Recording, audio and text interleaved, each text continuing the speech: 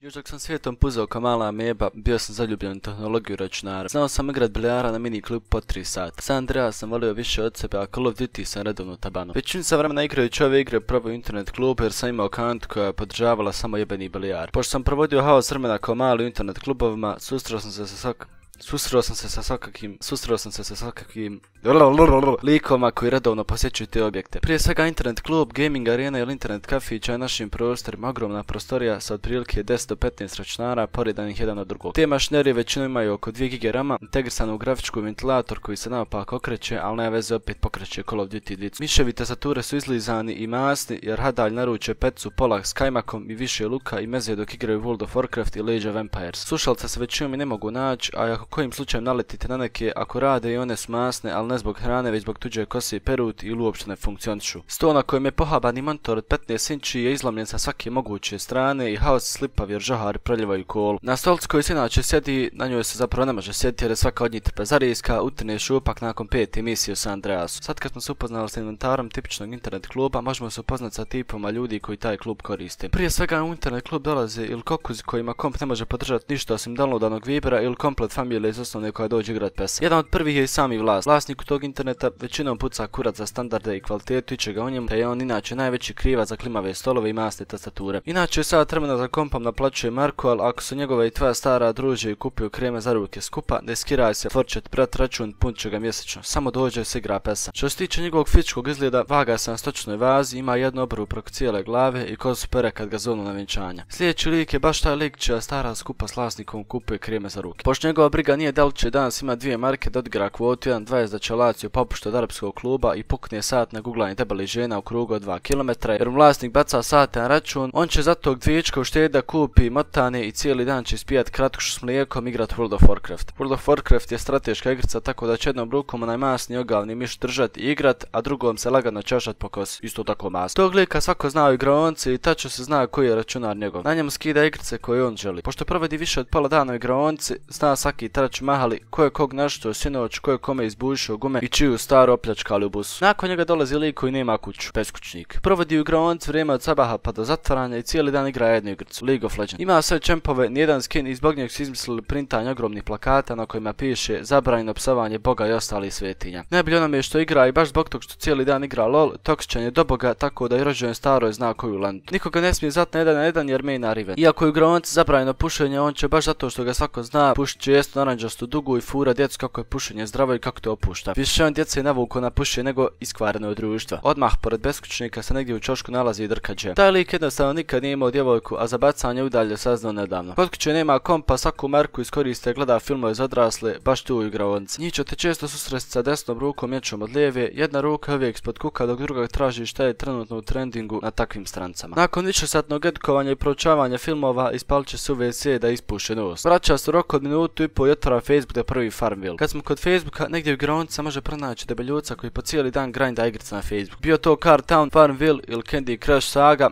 taj lik se ne skida s Facebook. U čošku stoji 15 chatova, od tih 15, 13 zahtjev da mu pošalju para na Farmville, 14 mu je stara i 15 je njegov drugi profil preko kojih isto tako baga pare. Taj lik je pošten pa neće ukrast, ali je skonto način kako bypassat zaštitu igraonice pa sam sebi puni sate po potrebi. Dnevni budžet mu marka i 30. Sa marku jede ono 30 ako se nađe neko dovoljno ludati 30 fela uzme i baci ostatak tala za cigare. Ovakvi likovi također odu u kući nekad pred zatvaranje i usput mole vlasnika da im ne gasi komp jer treba krompir da zraste, a ako se logauta mora će sutra čekat da naraste. MMORPG lik. Taj lik će skupa s prethodno nabrajanim cijed svaku minutu svog dana da igra old school RuneScape. Pošto igra previše zahtjevna i operete na ruke, on od kuće redovno donosi hranu. Većinom je to ista hrana. 5 koluta salame, rezani hljeb namazan margarinom i multivitaminski sok od pola marke ili ako mu se stara sjeti napraviti maslancu, donese maslancu. Jedini cilj koji on sebi postavio je da nakon dugogodišnjeg igranja nabije woodcutting na 99. Cijeli dan sjedi, glumi drvosjeć koristeći miš desnom rukom dok lijevom razvaljuje kutiju od onog što je ponio da jede. On također ima svoj računar i niko drugi ga ne smije koristiti. Da malo izvučemo prosjek nekadašnjeg internet kluba, tu ste mogli naći gamera, ali ono baš gamera, on se sprema za LCS godinama, samo igra LOL i maina Vayne. Tom liku svake godine pošalju pisma da dođe igrati u najpoznatiji klub LOL-a, ali pošto ga ovi šupci iznad brze jer je bolji od njih, smotaju i zapale zapaljeno pismo. Svima osim njemu nije jasno zašto mu se dugogodišnje igranje ne isplati i zašto ga niko ne zove dok je ovima iznad svejedno. Bitno je da će se sutra opet sastati da radi ono što svaki dan radi. Na kraju imamo i likovi koji se familijarno okupe da na velikom odmoru igraju PES. Oni većinom dolaze u grupe od 4 do 7 likova likova u game settingsima stave da kompletna utakmica traje 5 minuta kako bi svi mogli odigrati po jednu tekmu. Među njima se nalazi i publika, sastav od 3 lika koji trče do pekare da svima kupe hranu. Vraćaju se igraonci i svjesno gledaju kako jedan od dvojice baca joystick od zid. Ovo im je svakodnevnica tako da su navikli. Uvijek će nakon 20-minutnog igranja ostatak dana pričat ko je koga oderao i koji tim treba uzeti. Jedini problem ovome svemu je što 4 debila koji igraju nemaju pojma i uvijek igraju iste timove, dok ova trojica što donose hranu igraju 6 puta bolje od ova 4 debila. I ovom grupom završavamo tipove likova internet klub. Nadam se da vam se video svidio, da vas je bar malo nasmio. Hvala što ste gledali, mi se vidimo u sljedećem videu.